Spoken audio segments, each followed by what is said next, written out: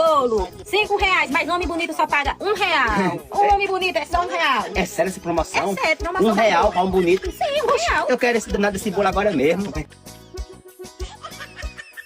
É bom demais, né? Pera aí, rapaz. Aqui só tem R$ 1. Ainda falta 4. É? Ainda falta 4 contos. Pra quanto tudo que era R$ 1, rapaz? R$ 1 pra um bonito. Oxi, mas pra homem feio, mal desenhado que nem o senhor assim, é 5 contos. Tá me chamando de feia? Oxi, não é bonito, é? Bonito que tu não é. Cuida, passa logo os 4 contos. Não, assim, eu vou querer mais dentro da promoção do R$ 1 não pra mim, não? Sim, era na promoção de homem bonito, mas aquele até agora não passou nenhum. Ah, tu quer dizer que eu sou um cabo assim... Ah, meu filho, você já tá um estragadinho, né? Ó, todo acabadinho. Oxi, maldito. Ah, sua égua, assim, vergonha. Mas me respeite, viu? Respeito o quê? Quem tem que respeitar é vocês que chamam o povo de feio aí, viu? Porque vocês, promoção só quer ladrão aqui. Eu sou o cabo bonito, aí pra mim a promoção não vale não, é? Bonito pra sua mãe, porque pra mim mesmo tá feio, viu? Oxi, Sei dar teu pai, coruja, vai-te embora. puxo quebrado, perto de sarieiro.